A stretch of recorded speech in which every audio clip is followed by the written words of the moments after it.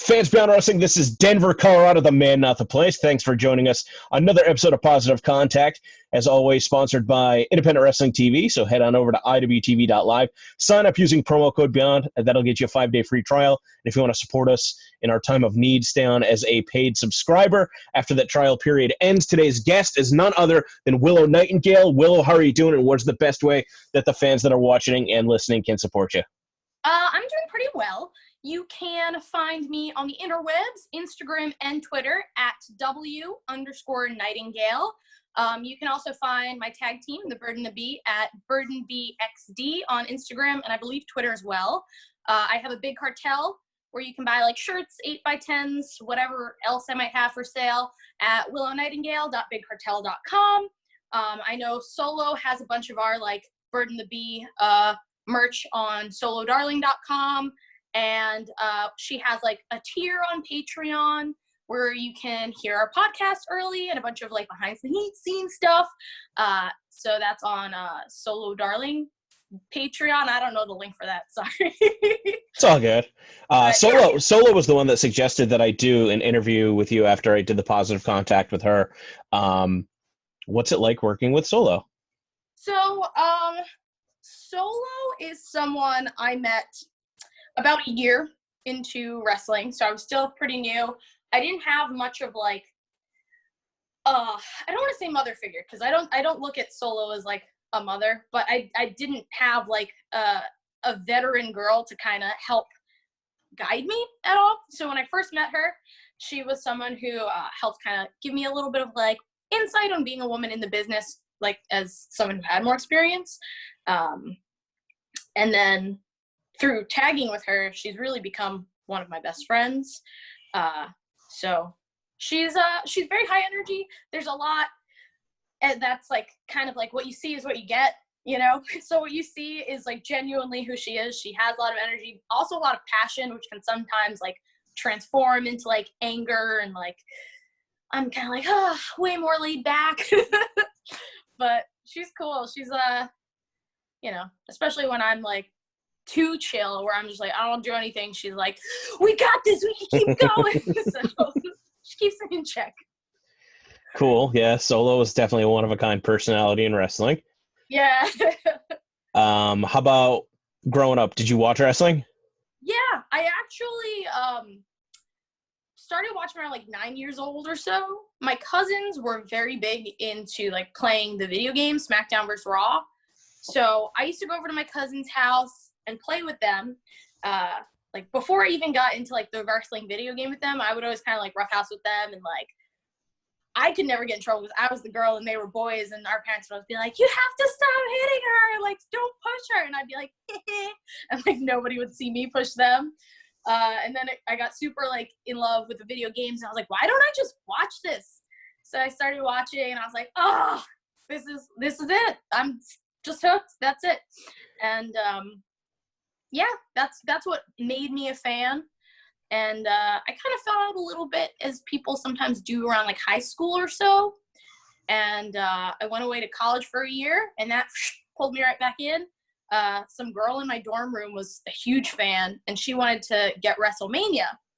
But it was like before they had the network, so you had to pay $60 to get the pay-per-view. And she's like, I'm not paying $60 myself. Who wants a split? And I was like, I'll do it, sure. And that I was just instantly like, yeah, I love this. I completely forgot. I'm in. Yeah, let's do it. Do you remember what year it was and what the matches were that got you back into it? It was WrestleMania 29. So it was in New York, which should be like a hometown show for me. But at the time, I was at school in Boston. I remember like the match and the feud that really like pulled me in was CM Punk and Undertaker. Like, I loved CM Punk. Whenever I did watch when I was in high school, when I'd kind of like tune in for a minute, I thought he was so cool. And that really like sealed the deal for me. Where did you go to school in Boston? I had no idea about that. I went to school at Northeastern, which actually Solo went to the same school, and we didn't know until like a year ago that we went to the same college at different times. I too went to school in Boston. I went to school at Emerson. Oh yeah? That's cool. My little sister just applied there. Oh yeah? What does she want to go for? Musical theater. Cool. Yeah, but I don't think that's where she'll end up going. But that's aside from the point, right? What did you go for? I was undeclared. I had no idea what I wanted to do. I was very academic. I always like felt pretty nerdy because I did like accelerated classes, AP classes when I was in high school. I did a bunch of like clubs.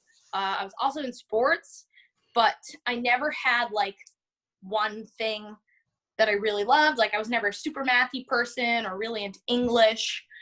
So I had no idea. I was like, I want to help people, maybe like some social service stuff. I didn't know. I had no idea. How do you go about choosing a college then, not knowing what you want to do? So the school I went to, Northeastern, it had a really good co-op was it? I'm so like brain dead now. It had this program where like you basically had to do a year of internship. So there was a really good margin of students who would graduate and then get a job like right out of college. So for me, one, I wanted to go to school in a city, so Boston. And then two, I was like, oh, I'll get a job out of school? Hell yeah. And that was like a big part of pretty much how I ended up deciding. Cool. That makes sense. Yeah. So, Undertaker. CM Punk pulled me in. Pulled you in. And I had to, so around this time, I had always wanted to be a wrestler when I was a kid. Now I'm like, okay, I want to be a professional lady, but I also want to be a professional wrestler. Where do these two, like, how do I make this work? Well, as fate would have it, I couldn't go to school anymore after my first year because I couldn't afford it. So, like, I was like, all right, I guess I have to drop out of school. And that kind of, like, put me in a really weird place in my life. I was in, like, this really terrible relationship for a year. And I would like wake up and be like, I don't know what I'm going to do with my life. And after just kind of like being real idle for a year, I was like, I'm just going to go for it. I'm just going to take the jump. I'm going to find a school and train to become a wrestler now. And I don't think when I finally signed up, I ever thought like, well, I'm going to try this out and see what happens. It was kind of like, I'm a wrestler now. Like, this is just what I do. And now I'm here after 5-ish years. Yeah. You trained with NYWC, New York Wrestling Connection in Long Island? Yeah. So I had been to maybe like 2 NYWC shows before I finally decided to sign up. I remember my first show, there was like DJ Hyde versus Papa Don was one of them. I remember because he like. And you still wanted to be a wrestler after that?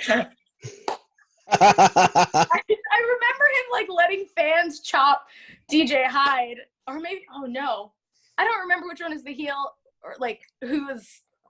Anyway, moving on. Moving on, and I remember speaking to Alex Reynolds after the show and being like, "If I want to train here, like, how does that work?" And he was like, "These are the days we train, blah blah blah." And I was like, "Cool." Didn't act on it for like a year and a half until like my first show.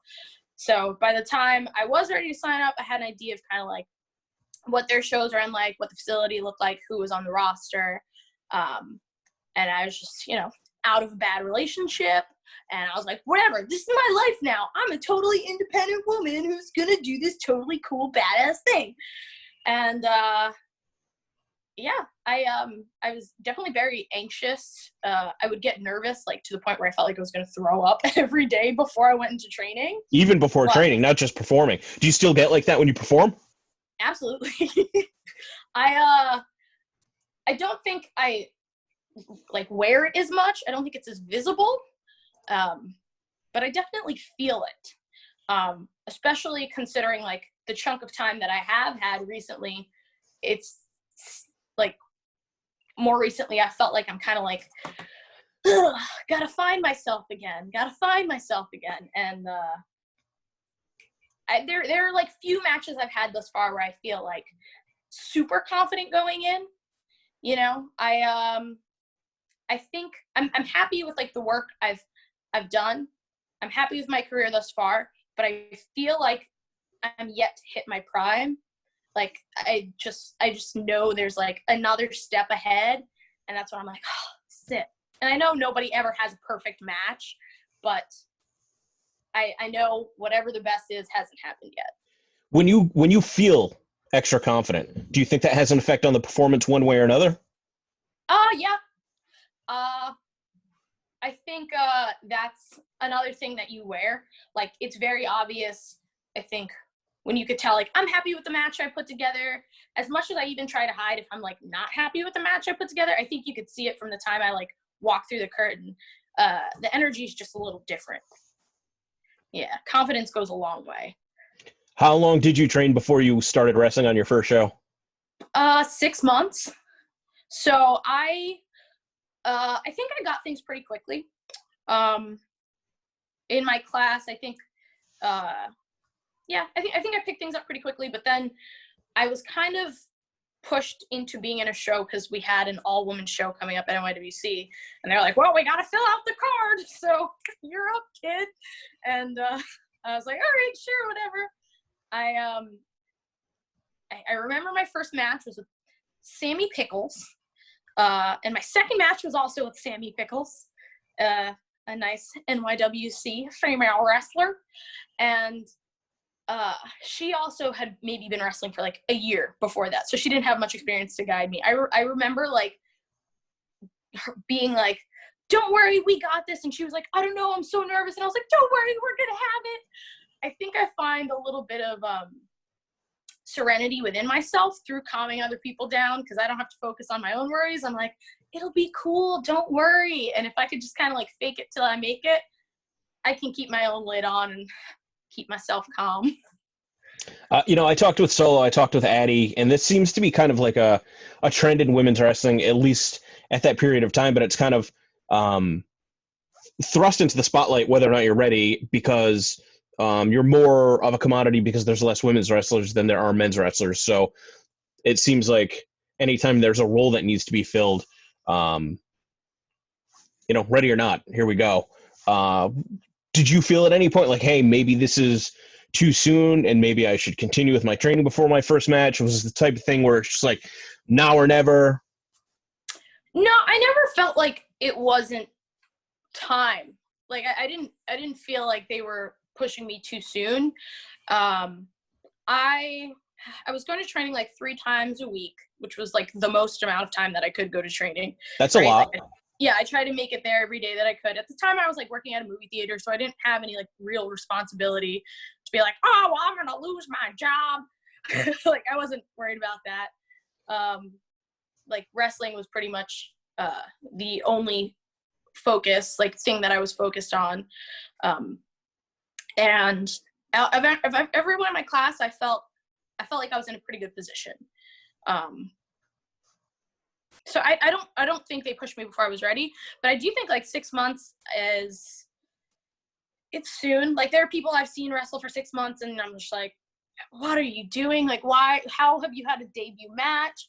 I felt pretty comfortable, and like I said, because the person I was having my debut match against, she was also fairly new. I didn't feel like I had to live up to anyone's expectations. Sure. Right? So there wasn't that kind of level of pressure on me. So what give me a time frame. When would that match have been? February 2015. February 2015. So you've been wrestling about a year around the time that you had made your debut for Women's Wrestling Revolution, which is our debut show. Yeah. And kind of unusual in the sense that normally when I book my shows, it's usually somebody will come to me and say, hey, this person's really good. You have to give him a shot. And maybe that's a luxury of where Beyond Wrestling was at that period of time, that we had access to so much great talent that I wasn't necessarily going out seeking it. The talent was coming to us. With the Women's Wrestling Revolution project, it was a little bit different because it was kind of like, hey, we need to fill out a card, but we don't want it to just be like, okay, cool, like we can get your friend on, like it doesn't matter if they're any good. Like I had a very strong vision of what I wanted WWR to be, especially after my time with WSU, which didn't really end in a way that I was happy with, but it was a great learning experience. And I don't remember if it was Jordan Grace. I don't remember if it was Veda Scott. I don't remember. It might have been Sonia Strong. But I definitely remember somebody going to bat and saying, you have to have Willow on the show. And I was just like, I don't understand how there's this wrestler that, you know, I'm seeing tape on, that I'm so impressed with that I hadn't already heard of before. I very distinctly remember that about, you know, and then do you remember anything about me contacting you? Like, cause I don't, it's very uncommon on my end to like cold call somebody for a booking. Even going back to 2016, do you remember how I reached out to you and how that all came together?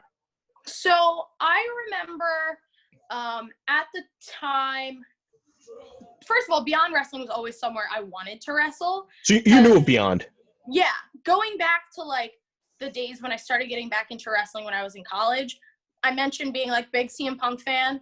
So I was like, oh, well, he was on the indies. What are these indies? And that kind of like forced me to backtrack a little bit and figure out what all of this independent like history is, what I would be getting myself into if I wanted to wrestle.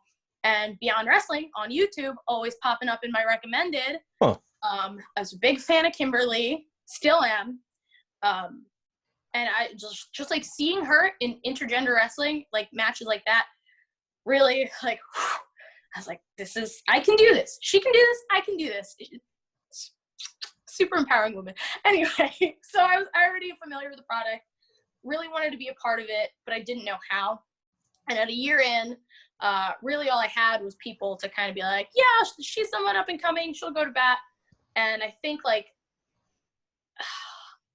Steve Mack, Milk Chocolate, had told me that they were like, we heard about this project that might be coming up with Beyond, and we mentioned your name. I had done a tag match with Veda, where she was my tag partner, so she probably also threw my name out there. And I think you sent me like a friend request. And on my Willow page, I pretty much like just accept whoever sends me a friend request, especially at that time. I was like, I never know when an opportunity is going to present itself. So I definitely kept that wide open. And lo and behold, you reached out and you gave me the rundown, like, hey, this is my idea. This is what we're going to be doing. And I was like, it's happening. The magical day is here. Like, I hadn't done Shimmer, hadn't done WSU, Queen of the Combat, nothing like that. So this was my first time, you know, except for my debut show, which was a women's show. You know, it didn't really blossom into anything else other than that one runoff show. Like WWR, I was like, this is it. I'm going to find my people. And I really do kind of feel like what came from that really did make me feel at home. Like, I feel like the women that I connected with and wrestled and like grew up with there really did become my sisterhood. So I don't know if you realize the impact of that, but it has a very special place in my heart. You know, now it's kind of funny that you're saying it now, because Solo had touched on it too, but I never connected the dots like I am right now, where it's like you being a woman, being a wrestler, being a women's wrestler. I don't look at men's shows as men's shows, but there's something still kind of specific about an all women's wrestling promotion. So it's like, even though you get to participate in an all women's card, you still wrestle for NYWC, which books men and women. So I guess that there is kind of like a badge of honor in some ways of like being asked to participate in an all women's card, and or more than that, but an all women's promotion. Because I was very, very dead set on trying to keep Beyond Wrestling and WWR as separate entities, especially at that time, because one of the things that I thought was a smart idea to help elevate WSU was the incorporation of Beyond Wrestling. So like when I was talking to Addie Starr, you know, almost all of her matches in WSU were all against Chris Dickinson, obviously not a women's wrestler. And even though, you know, the story kind of made sense if you looked at both promotions, it just didn't work. It wasn't what the fans wanted to see. So I really remember wanting to make WWR an all-women's project, trying to get as many females involved, not just with the wrestling side of things, but even behind the scenes, which that's something that's always tough. You know, I can't change my gender. I can't ever say that I can look at wrestling through a female's perspective accurately, but I can do my best to try and figure it out and try and see, you know, what are some problems and what can we tackle and what can we change for the better.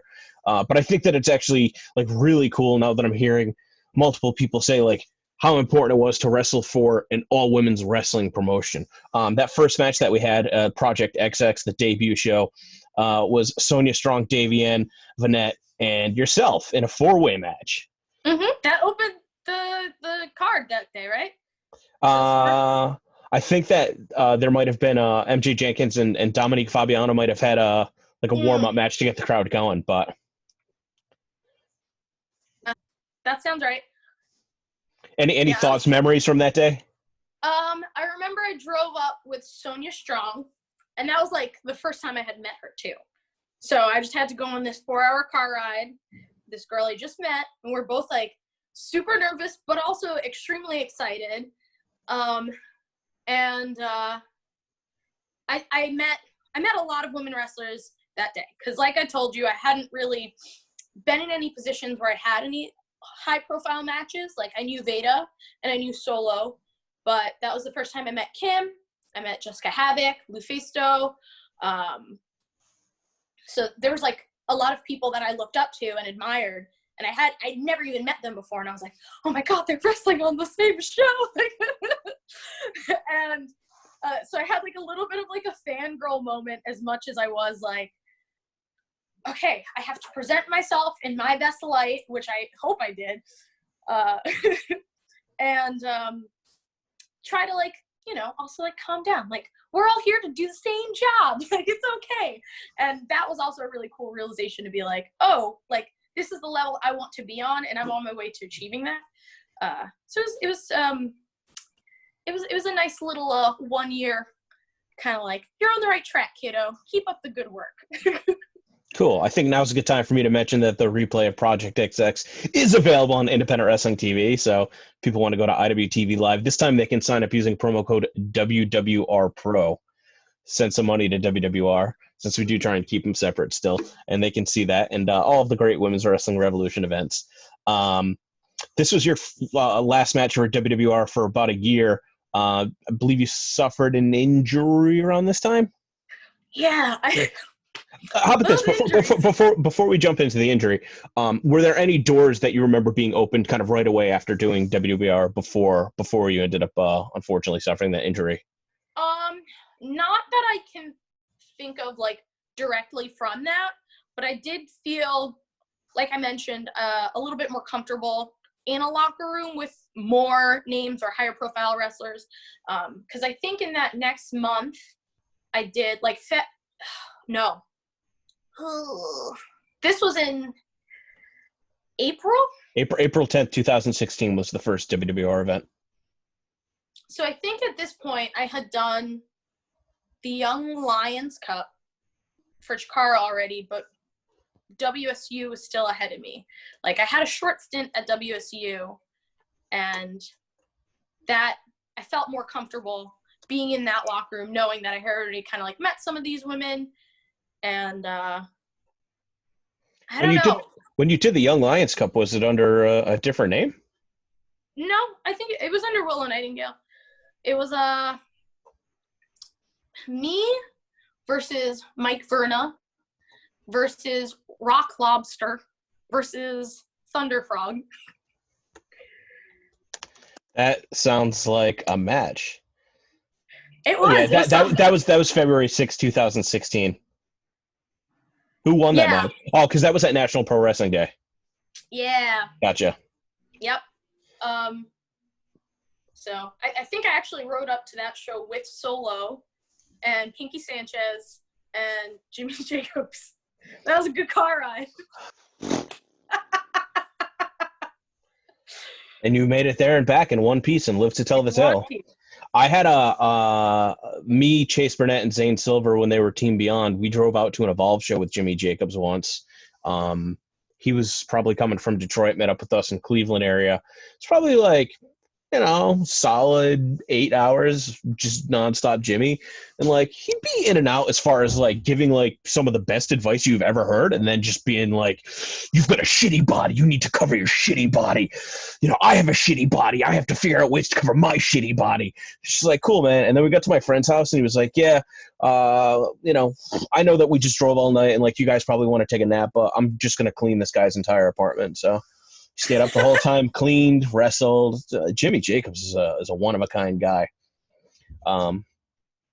There was another time at American Honor where he came, and this time he did decide he wanted to sleep, and it was pretty much all the way leading up to a First Blood match, which seems like it would be kind of difficult to call. And he covered himself in other people's clothes, and then somebody sat on him, and nobody could find him, and they didn't realize that they were sitting on him the entire time because they thought they were just sitting on a couch with a bunch of coats on it. And he was unaffected? I mean, he didn't die. He still wrestled. he wrestled the first blood match, yeah. But I don't know. I would have assumed that he would have suffocated, but he just, Jimmy Jacobs always finds a way. Completely lost our train of thought. Let's jump headfirst into the fun injury story. Oh yeah, so I actually hurt my knee wrestling Sonia Strong.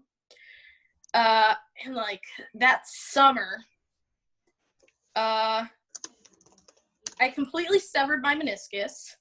Do you remember what you did? Yeah. So we had like a match, a 10-minute match that ended in a time limit draw, and we were like brawling a little bit after the match, and she went to like bulldog me or something, and I was like, what? So then I went to like take her down, and she fell on my calf, and my knees pivoted like this inward, and then like really that was it. Like there really was nowhere else to go. Like the referees were separating and everything, and I was like, yeah, I'm gonna go to the back. And then I went to the back, and I was like, my knee feels real funky. And I didn't want my mom to know I was hurt, because obviously that's a mother's number one concern when they find out their little baby girl's gonna become a wrestler. So I was like, oh yeah, it's cool, Mom. And I'm like walking on it for 2 days, just in pain. And I'm like, I need to go to a doctor. I'm sorry, Mom. So I go to the doctor. They're like, yeah, we gotta get an MRI, blah, blah, blah. I hear back, and then they're like, really the only way we can fix this is for you to have surgery because you're young. At the time, I think I was 21, 22. They were like, yeah, you should need surgery because otherwise your knee is just going to be terrible and you have a whole life to live. And I was like, I guess if you're telling me that's my only option, I guess I have to do that. And that was my first injury.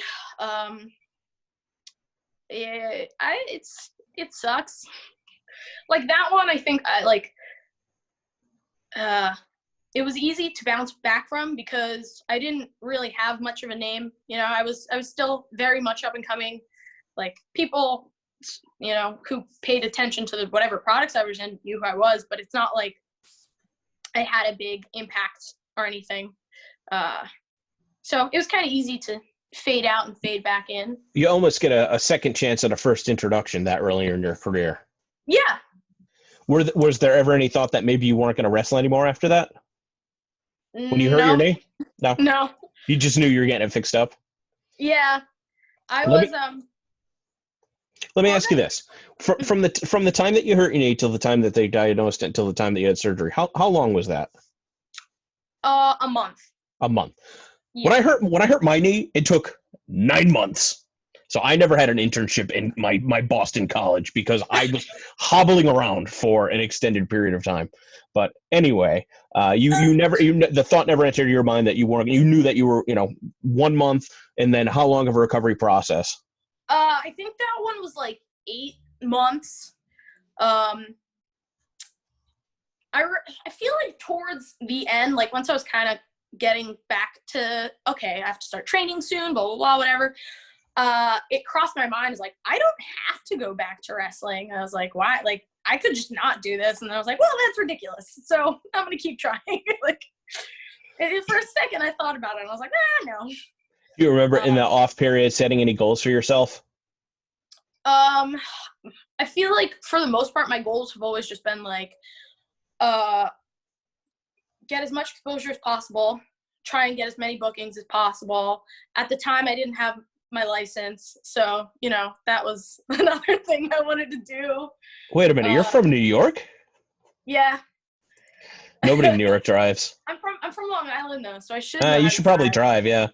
But out of high school, I went away to school in a city, and then I was like, I'll just take the subway there. And then I came back, and I just never did. But yeah, those were mostly my goals, is just trying to like continue getting higher profile bookings, learn to drive, and become a better wrestler, because you can never be perfect at it, right? So I think any form of art, you can always improve, and you'll probably criticize yourself more than anybody that you're sharing your art with, and I think that's part of what makes people work hard to be the best artists that they can be. Yeah, actually, I remember Drew Gulak was someone who spent a lot of time in the NYWC locker room. Like, he would do our shows regularly. So one of my first matches, like I'd say in my first year, I was like, what do you think? Like, do you think it was good? And he was like, well, it can always be better. Like, you can watch any match and it can always be better. And that stuck with me, like, to this day. No matter what, if I feel really good about a match, I'll be like, oh, okay, don't freak out about that one part. It can always be better. We'll work on that. But so sticks with you. Well, I remember being really excited when I heard that you were coming back. Your first match back for WWR was against Skylar. I do remember that. Yeah. Any memories in general wrestling at Aurora and Providence, or any of the particular matches you had for WWR during that run? I remember the match with Skylar. I remember, like, wrestling really fast. I think I asked you what you thought of the match. You were like, it was real fast. You could slow down. And I was like, yeah, that makes sense. I just came back.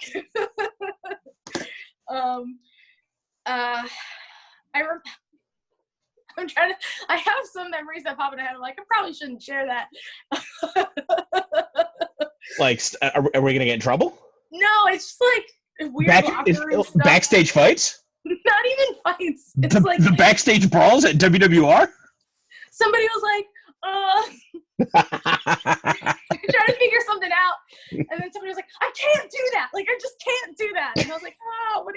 And just kept yelling about it. It doesn't make any sense without context, but I liked that building. That's cool. I liked Providence in general. I think it's a cute little city. I have been on many road trips with referee Stephen Dumang. Oh yeah. So I just remember, like, always driving up with him and, like, looking for parking and being like, wow, we got the parking lot here. Now how do we get into the building? But I think a lot of those earlier WWR shows really helped me find myself and kind of who I wanted to be as a wrestler and how to fulfill that. Where did you come up with the name Willow Nightingale?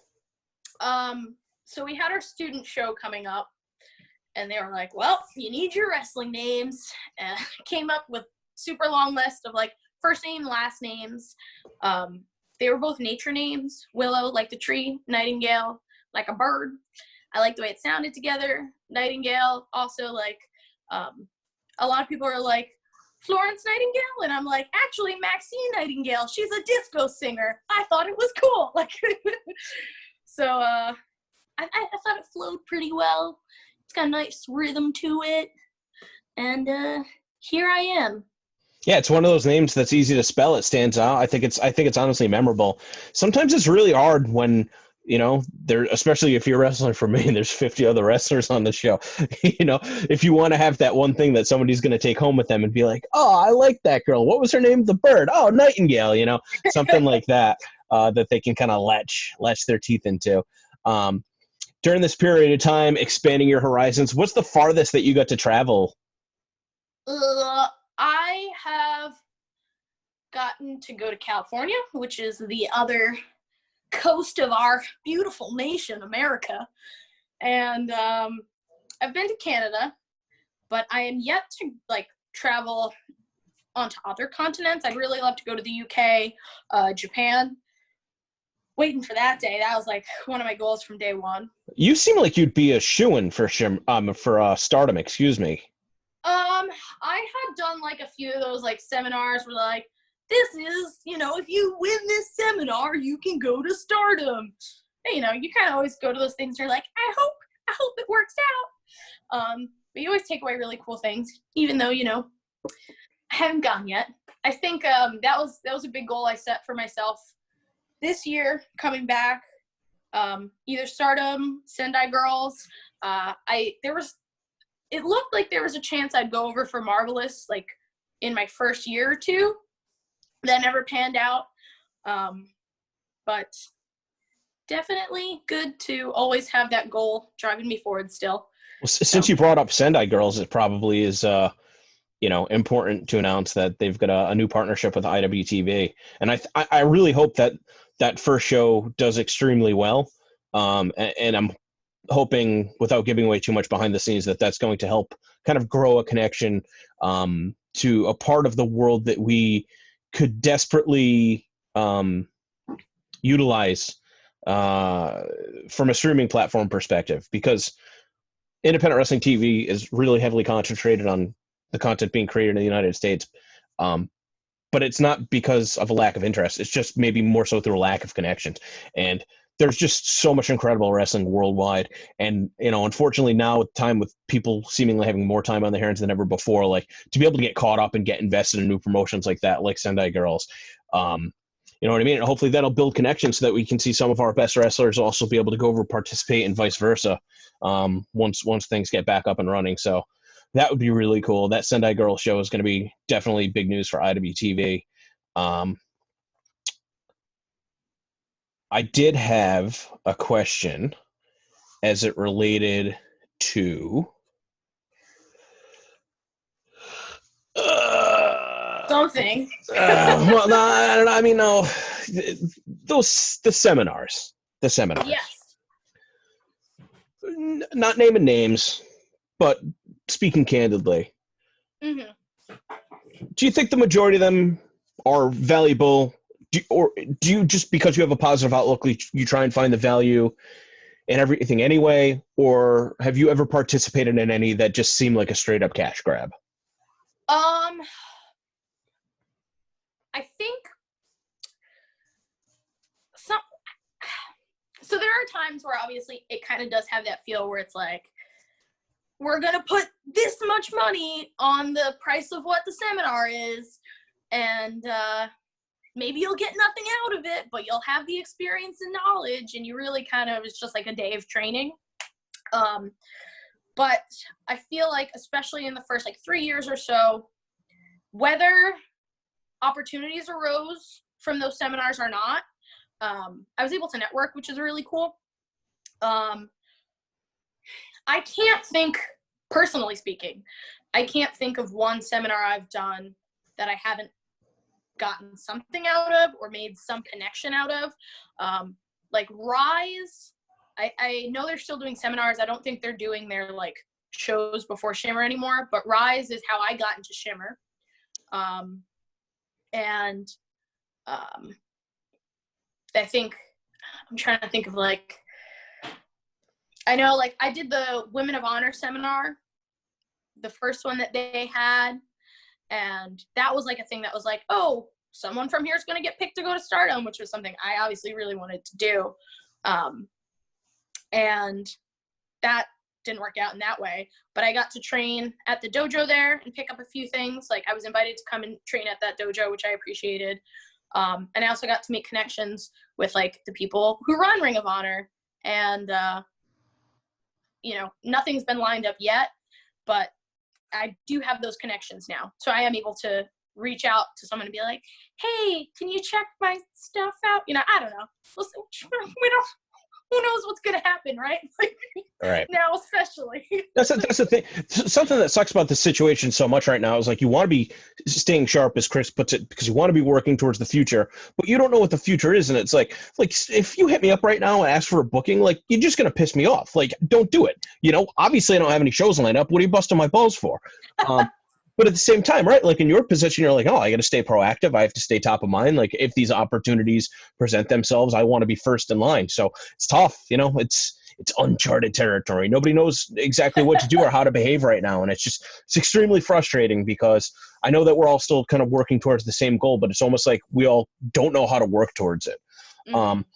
We talked about the bird and the bee with the Solo Darling episode of Positive Contact, that if for some reason you're watching this interview with Willow and you haven't seen that yet, you should definitely check it out. It's on our YouTube channel for free. talking about how the Bird and the Bee came together. You guys had done a match against each other, and then there was chemistry there, and kind of creating a tag team out of it, having matches with Alicia Edwards and Jillian Lee, Tessa Blanchard and Indy Hartwell, and then going into the tournament for tomorrow, 2018, which was an all-women's tag team tournament, coming out victorious, leading to the match the very next day at Heavy Lies the Crown against John Silver and Alex Reynolds. What do you remember? I know that you had done one match for Beyond Wrestling prior to that, representing representing Chikara, I believe, against Penelope Ford.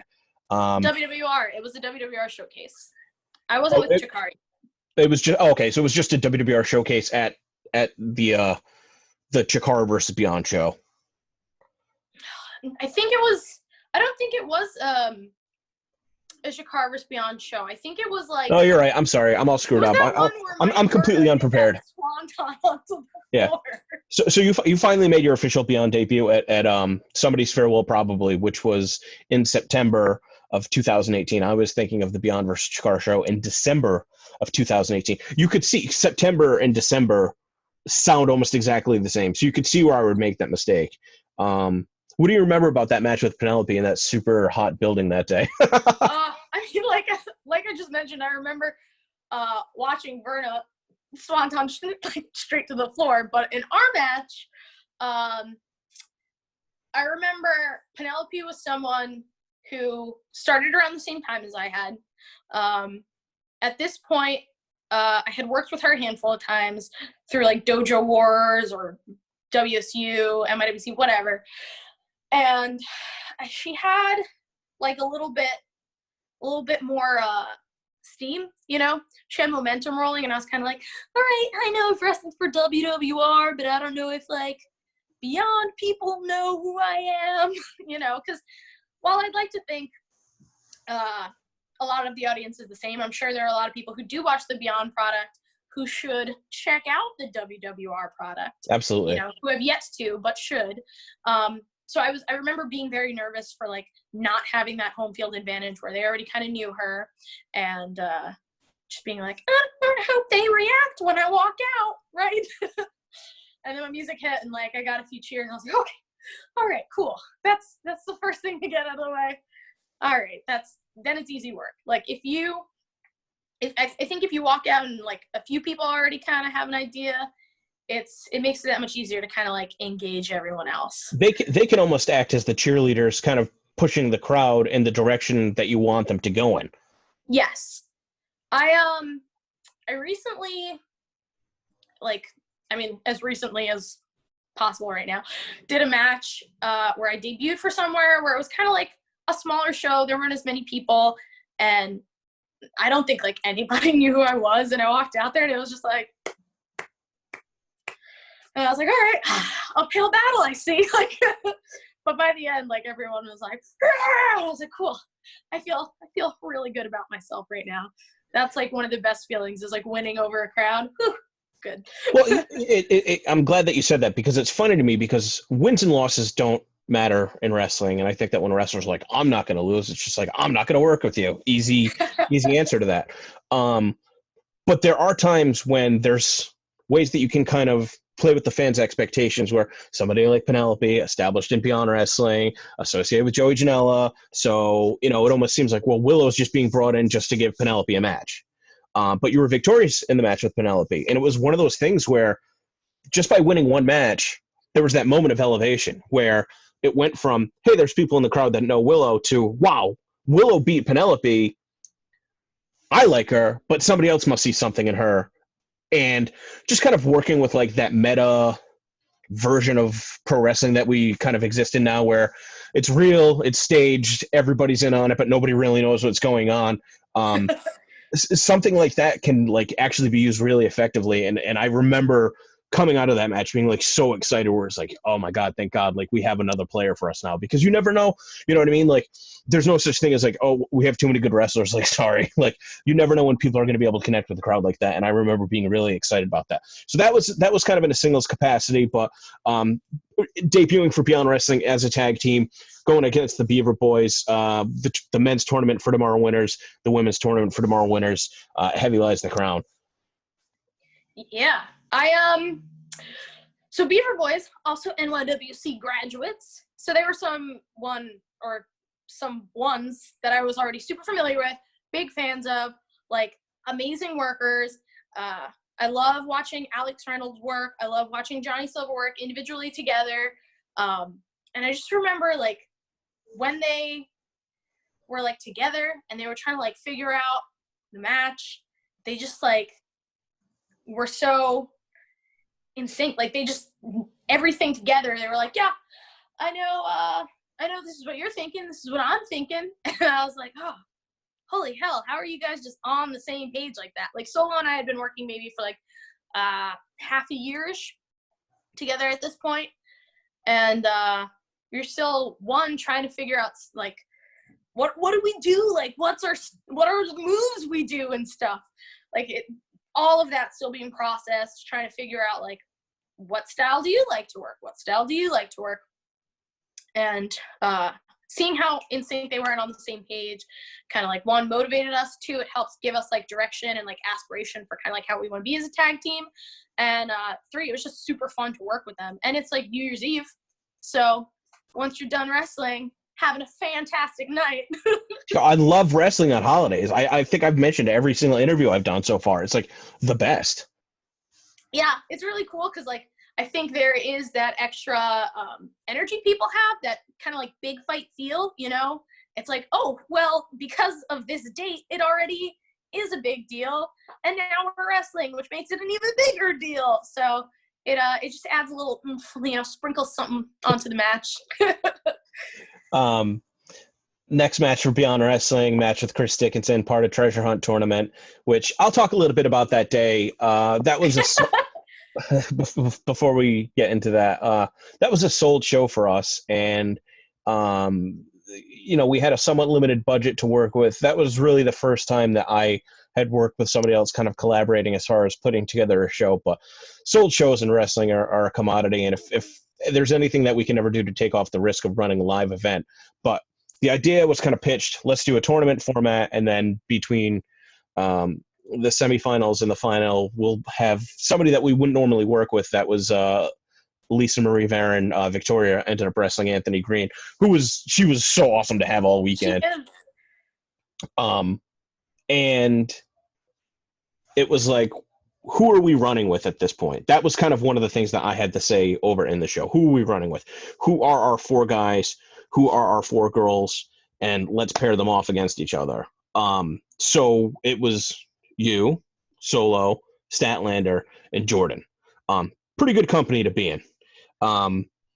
You're paired up with Chris Dickinson in the first round. One of the craziest matches I've ever seen in my entire life. I don't even know that I leave there that day knowing that anything is necessarily wrong in terms of the injury that you had suffered with your neck. Based on the performance that I had seen, when I did find out, I was in disbelief. Not saying, "Oh, Willow, you're a liar," nothing like that. But I was just like, how could something like that have happened? In one of the earlier stages of the match, and then to see some of the other stunts that were performed as the match continued to escalate, it's just like, oh my God, like it wasn't like, hey, my neck hurts, like let's slow things down, let's take it easy, let's modify anything. Do you remember that match and being in the moment, and talk us through that? Oh, of course. Okay, so I think like the great irony of this all is before the show, I was talking to Chris, and for some reason we were talking about injuries too.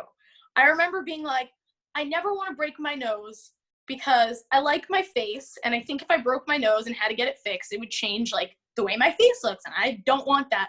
And he was like, don't worry, won't even touch your face. Like, it'll all be good. So then we go through the match. Like, the spot happens, right, where I break my neck.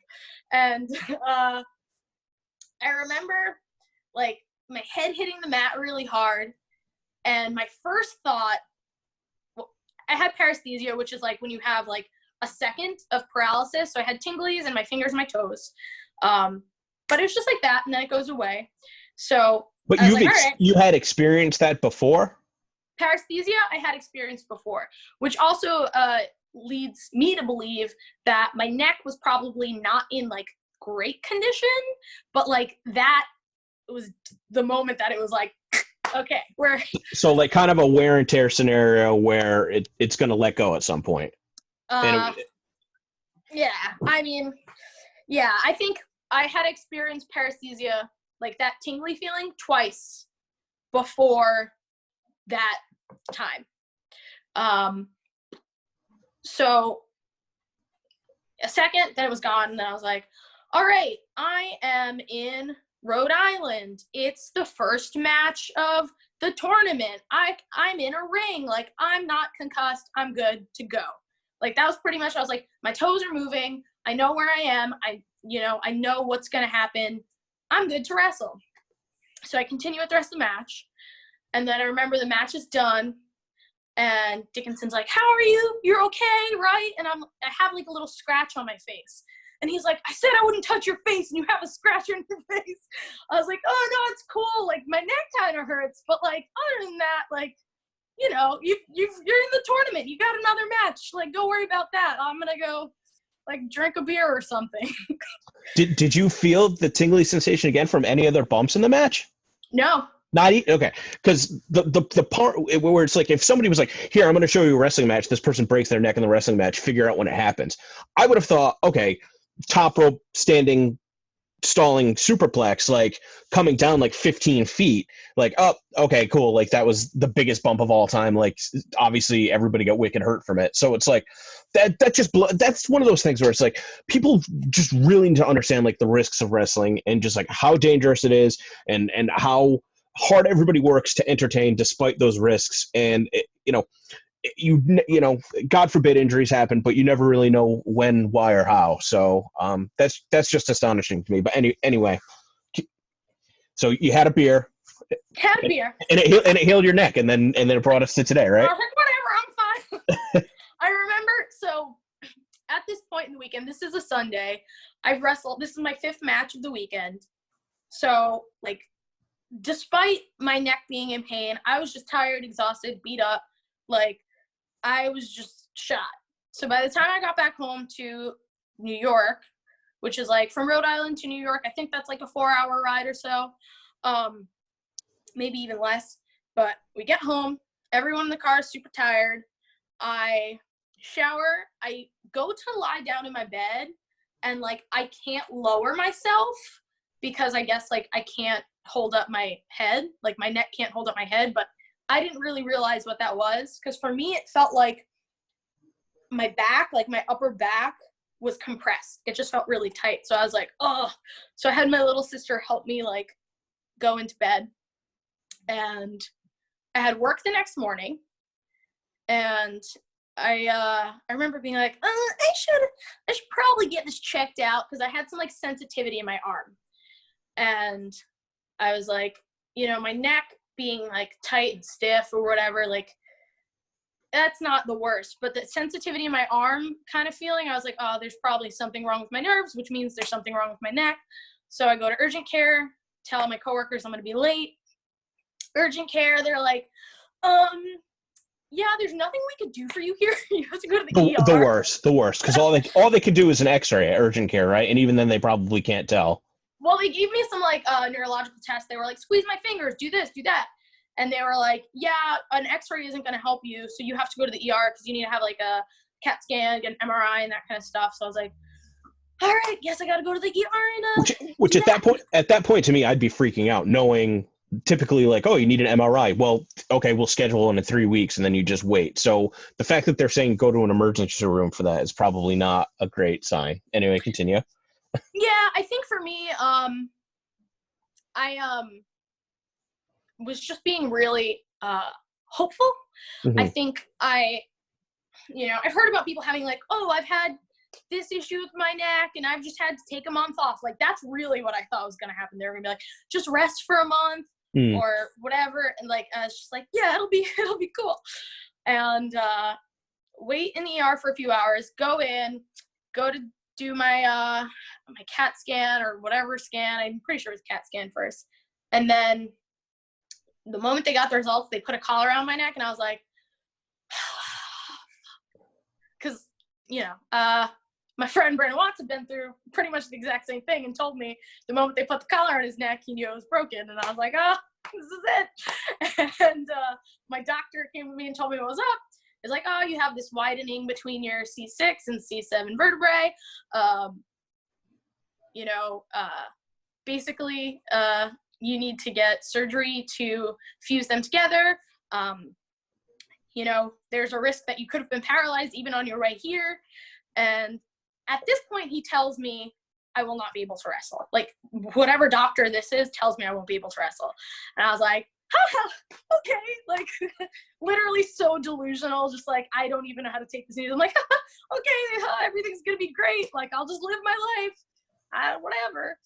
And then I go for the MRI.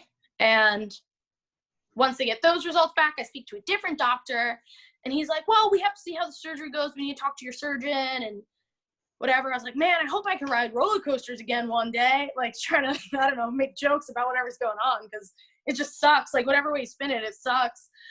And I was originally supposed to have surgery that Tuesday morning right after, but something came up where, like, they had to do another surgery, and they didn't want to do my surgery right after that because they don't want to be drained. So now we're in Wednesday. I have my surgery Wednesday night. I remember going, like, into surgery, like, right before, speaking to my doctor, and he was like, yeah, I've done surgery like this before. It's been done for, like, people who play football, and they've been able to go back and have football careers and, like, win Super Bowls and stuff. And I was like, oh, that's really cool. He's like, I'm telling you, you can wrestle again. And I was like, oh, and this is minutes before I'm going into surgery. So I remember, like, Rex was standing there, Rex Laws, and he was like, you'll be able to wrestle again. Do you, like, hear him? And I was like, yeah, I'm also about to go into surgery right now. So, like, don't mind me not being super excited. And then I had surgery, and I was, all hopped up on surgery drugs and having a great time for the next 2 weeks. But yeah, that was that week, pretty much how that went. And then I got out of the hospital Sunday, so it was about, like, a whole week from the time it happened to when I was back home. Even after hearing, hey, you're going to be able to wrestle again, was there any thought at that point, hey, maybe I should not wrestle? So for me, I had that person directly in my life, Brandon Watts, who was kind of like, if he could do it, I can do it. I was injured with my knee injury when he was out with his neck surgery. So we really bonded over, like, missing wrestling at the same time. And now that I was going through this again, I knew he would kind of help be there for me in that kind of, like, therapeutic person to talk to back and forth kind of way. So once I was given the news I could wrestle again, I was like, I'm set. I'm going to wrestle again. My mom, my dad, they were kind of like, maybe think about it. like think about not wrestling. A lot of the nurses were like, well, I don't know why you'd go back to wrestling. And I'm like, well, you're a nurse. Not to say there's anything wrong with being a nurse. Being a nurse is awesome. Like, you get to help people, but, like, your life is clearly very different from my life, so you wouldn't understand. I had an uncle come visit me in the hospital, and he was kind of like, hey, like, if the next time I see you, you're back at wrestling, this will be the last time I see you. And I was like, sorry. So, I mean, there was a lot of back and forth, but I think my parents, at the end of the day, are really the only opinion I ever care about. And I've been fortunate enough to have their support through everything. I'm sure this wasn't their dream as much as it's been my dream, but they want me to be happy, and they know that wrestling does that. So if there's no physical reason for why I can't do it, they understand I'm an adult and they can't stop me. And the only thing they can do is wish me the best. So you were out for about 7 months. Yeah.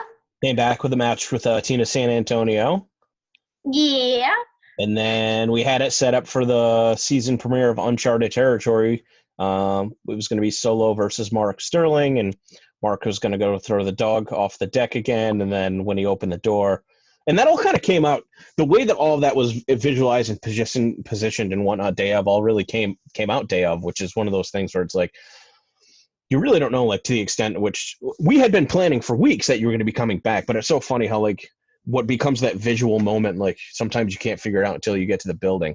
But I remember you being kind of trepidatious where it's like, I don't know if I'm coming back too soon or not. But I don't know. Talk us through that. So I always feel really weird about my return because what I had gone through is obviously not something that, one, a lot of people could go through and then decide, I'm going to put myself in a position where this is possible to happen again. Like, wrestlers are crazy, I guess. And the whole time, like, my whole recovery, I was like, I'm going to wrestle again, and it's going to be great. And it's, I'm just going to go back to being Willow. And then I came back, and, like, that match was awesome. Like, I had a lot of fun in that moment, like, kind of having that realization of, like, I'm doing the thing I love again. Like, that was cool. But once I kind of got that out of the way, and then I was like, well, now I have to go back to being a wrestler, and I have to put on matches and wrestle and, like, share my work with the world. I felt like something was missing. Like, my confidence wasn't the same because I didn't have that same feeling of invincibility. As much as, like, you're like, oh, when you're young, you feel invincible. Like, you don't think it when you're actually living through it until you're kind of like, oh, in hindsight, like, I really did think I was invincible. Like, I never worried about anything. And now I'm kind of living like, well, maybe I shouldn't do that on my surgically repaired neck. Like, every single thing. And I'm like, oh, do I want to take this jump? And do I want to take this, like, am I really gonna, and it crosses your mind a lot and a lot and a lot. And you're getting used to something that was once so second nature, like a lot of those movements. Now you're like, how do I do this again? That was not smooth. That wasn't this. And I wasn't taking pride in my work a lot. Like, I think there were very few matches where I was actually like, I feel good about this. I feel good about the work I put into the world. And as much as the people around me are like, what you've been through, fans are going to forgive you. They understand, what the uphill battle you've had to climb. And here you are, and you're taking it on like a champ. But to me, it's like, there's linear progression. And if I feel like I left at this level, right, I want to come back at this level or better. Right? I don't want that to be seen, that time that I took off. Like, I don't want people to be like, oh, she was hurt.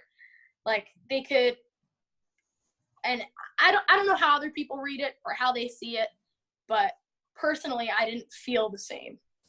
And there, like I said, there were moments I did feel in my groove, and I felt like I was kind of starting to get back into my groove and kind of fulfill who I want to be or who I can be. And then now everybody's not wrestling, which, kind of sucks. But do you feel like before all this went down with all the shows getting canceled that you did at some point feel like, okay, I'm back to where I want to be, I've got this, or you were still working towards that? I think I was definitely still working towards it, but I think there was a period of time where I was like, this isn't right, this doesn't feel right, blah, blah, blah. And I was so focused on that I wasn't allowing myself to be like, well, how do I then make myself that again? Like, I had just moved to Philadelphia, so now I'm training at the Chikara Wrestle Factory, so I'm in a new environment, because as much as I love NYWC, that's always going to be my home. I'd been wrestling there for 5 years. I need to grow as a performer. So Mike Quackenbush, to me, crazy mind for the business. So I trained with him in Hallwicked, and it's just like a whole new world. Now I'm learning a lot more lucha. Like, just our warm-ups are completely different. Like, something I've never done before. Like, I'm trained with people who've been doing this for like a year or two, and they're doing everything so beautifully, and I'm here flopping around like a fish who's never wrestled a day in their life. I'm like, what's this drill? And it's just like, I think that plus like trying to understand my new like lease on wrestling, like all of it together just made me feel so not like Willow Nightingale, you know, like I didn't feel it. And so then I was just kind of like, well, I have to, like, if I want to continue doing this, because I think there were a lot of times when I came back, then it crossed my mind. I was like, well, I could just quit wrestling. Like, I'm going to quit wrestling because I don't feel the same. I'm just going to quit. But some little nagging voice in the back of my head was like, well, that's dumb. You love this. Like, you might not feel like it right now, but like, you're good at this. So keep doing it. And, I just kind of was like, well, what are you unhappy with? Like, what are you unhappy with about the way you wrestle? What are you happy with? Like, just work on it. Just make it better. Like, you've fallen on your face so many times before wrestling, you know, and people have seen it, you know, like you do this in front of people's eyes all the time and you've grown from it. So if you feel like that about this whole period, just truck through it and just keep doing what you want to do and become the person you want to be. And one day you will be that. And, I was just kind of like, all right, I guess I'm just gonna do it. And now everything's on pause for everyone. Well, it's funny to me because the last match you had for Beyond Wrestling, obviously before we took a break, was at Please Come Back, and you got to pick your opponent, Jaden Vallow. And I always tell people I don't watch the shows, I listen to them, and then it's just like, oh man, like everybody cheered for everything the whole day. Like, was it the best show we ever had? You know what I mean? Like, so I didn't really get the feedback I was looking for. So it was one of the shows that I almost immediately jumped on and watched back right after. And I just remember like, oh my God, like look at Willow out there. Like she has so much poise and so much personality and so much confidence. And the way that the crowd's connecting to her is like, there's one thing when there's constant chatter in the room, but then there's another when you do something and there's a certain way people react that you can kind of pick up on. And I just remember coming out of that show being like, oh, cool, like everything is finally all back into place. Like she's ready to roll. And then, you know, one of the things from a booker's perspective is kind of like you have wrestlers that are great as singles wrestlers that are great as a tag team, which I think in the case of you and Solo, it almost becomes like an embarrassment of riches on my end, where it's like we're lucky that we have so many options, but which direction do we want to go in? And I think what would have been cool about Uncharted Territory coming back is being able to find that balance where some weeks you guys are a team, some weeks you guys are singles wrestlers, and being able to see how, you know, you then get to grow as a performer by managing both roles simultaneously. But I know for WrestleMania weekend specifically, you guys were going to be involved in a tag team match. Do you want to talk about some of the other stuff that you had lined up that's not going to happen? I think one of the things I was like most excited for WrestleMania weekend was For the Culture. One, I was really excited for it, just like as a person of color, like that's an awesome concept for a show, to have like a show run by Black people for Black people. Like I was like, oh, that's dope. So from the moment I saw it, I was like, how do I become a part of this? But I also had this like weird identity crisis that I go through where I'm mixed race. So like my mom for the most part is Black and my dad for the most part is white. They're also like their own kind of weird mix. But growing up, I lived in a predominantly white neighborhood. I was really into things like punk, and I was always really nerdy. And I never felt like the Black kids were like, you're one of us. And the white kids were always like, but you're Black, you know? And it was a too Black for this or too white for this. And I kind of, you know, even like as an adult who was like, I'm my own person and that's cool. I was like, is this the show for me? I don't know. And then eventually I was like, well, my journey to like figuring out my own identity and being cool with me, like whoever I am, whatever I am, I'm authentic and true to myself. And that's its own valid journey as a person of color. So I reached out to AJ Gray and I was like, hey, I'm sure your card is already all booked up and I'm sure everyone's like reaching out to you, but I'd love if you would consider maybe having me on your show. Here's some of my stuff if you want to check it out. He's like, I know who you are. Let me see what I can do for you. And then eventually he was like, yeah, we'll put you on the show. And I was like, yes! And I was really excited for it. Like I said, just one, culturally, I think it's a really awesome thing to be a part of. And two, I felt like it would be a show that got a lot of attention. Absolutely. And I was like, I'm going to go all out. And it didn't happen. So that's, it is what it is. Can't change it. I do think that that'll be one of the first things that'll probably happen when GCW is back up and running. That and Effie's show, again, different groups represented, but still strong representation anyway.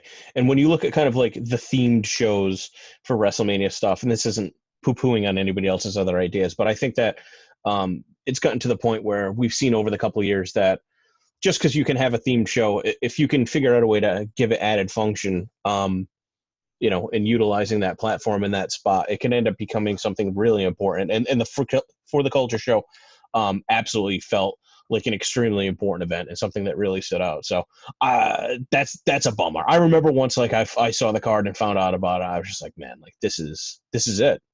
This is it. I think that that'll be one of the first things that gets tackled when wrestling comes back. But let's not like end this on like a bummer. Like say something fun or nice. Yeah. Okay. Talk about you've got a few tattoos, right? Yeah, I used to work at a tattoo shop. Oh, okay. Is that fun or nice, or is that going to end up in like a bad and then somebody got hit by a car or something? No, I loved it. Okay. I since moving to Philly, I'm like, I miss the tattoo shop. So I think it's great. Did you do tattoos to people? I was a piercer. Oh, okay. So I pierced people. I also did like cosmetic tattooing. So I would like microblade or tattoo eyebrows on.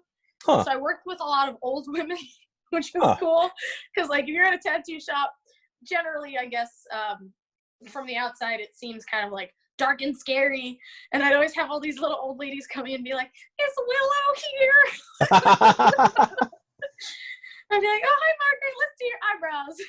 Is it kind of like being at the dentist where you have to make small talk with them? Yeah. So I think, especially piercing, I have a lot of younger, like, teenagers who want to get ear piercings and they come in with their mom.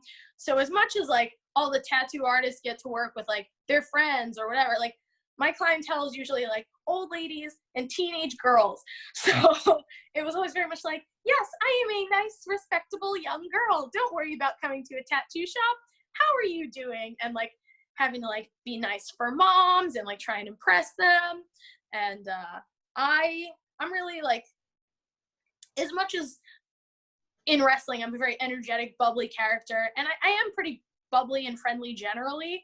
I'm a lot more laid back and reserved and an introvert. So sometimes having to talk to a bunch of people all day is very draining for me. And if you don't want to have a conversation with me, I'm not going to force it. So I've definitely pierced people and just been like, yeah, I'm just going to pretty much run through the procedure and not say another word to you. Are we going to talk about weird piercings that you've had to perform, or? So I only pierced belly button up. But this is like my favorite story is like I pierced this chick once who was like 6 foot, maybe even taller than 6 foot. And I was piercing her nipples.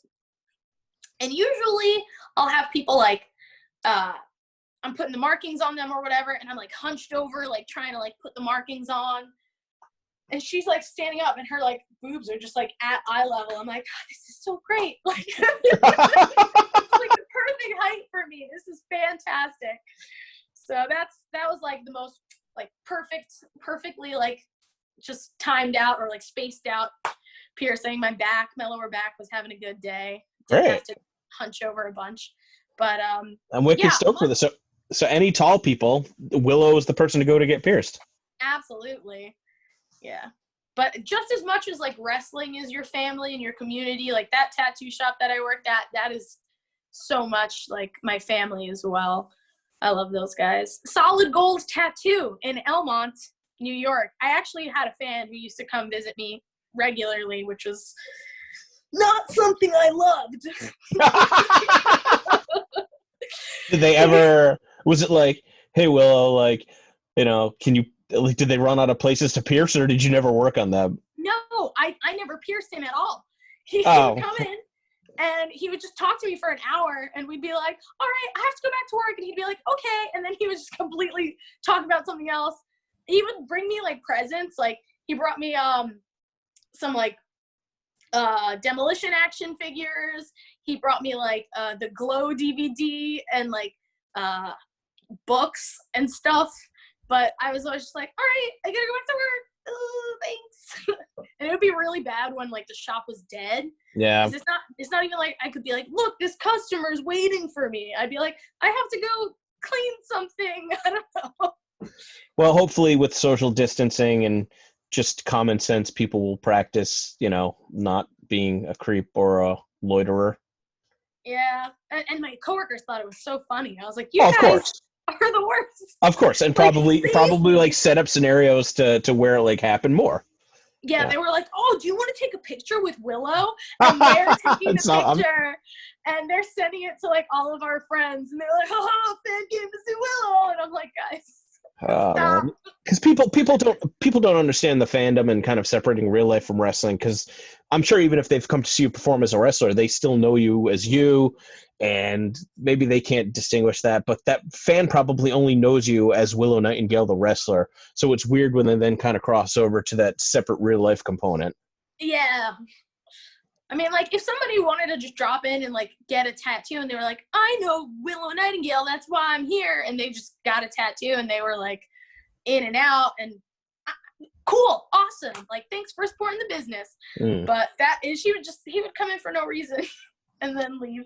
Well, not exactly the fun story I wanted to end it on. We could have left it with the tall lady, but tall lady. we know how people can support the tattoo shop. Once again, let's find out how we can support Willow in this time off. Yes, so follow me on Instagram and Twitter, if you will, at W_Nightingale_.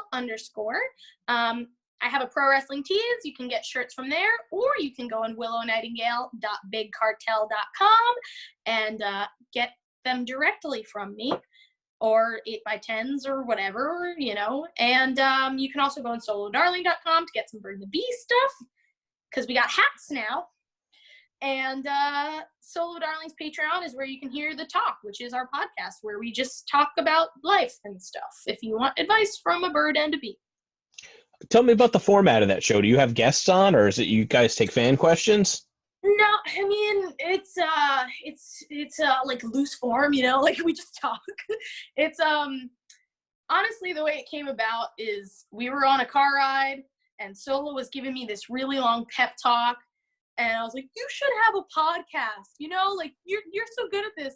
She's like, yeah, let's start a podcast. And I was like, sure. Like, I was telling her to do it, and she was like, we're gonna do it together. And I was like, I guess I'm doing a podcast now. And it kind of like is what being on a car ride with us would be like, just a lot of banter between best friends. And no Pinky Sanchez and no Jimmy Jacobs there to make it weird. Maybe one day, right? It's always good to stir the pot a little bit. Yeah, perfect. Well, you did that podcast, you did this, which is kind of like a podcast, and I'm sure it's going to be off to the races once things start back up. Fingers crossed, right? We can always keep positivity up. I can't cross it. This is as good as it can get. It just feels so unnatural. Oh man, that was real good. Hopeful. I do it a lot. I have no faith or hope in anything, so. Your body just rejects it. It's like, nah. Thanks for your time. Thanks, See you soon. Good luck.